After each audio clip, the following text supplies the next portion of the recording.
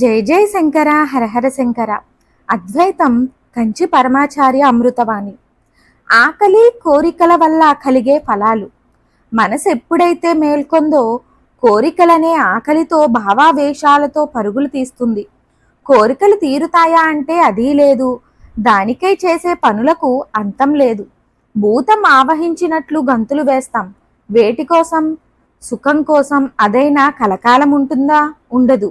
అది దుఃఖానికి దారితీస్తుంది.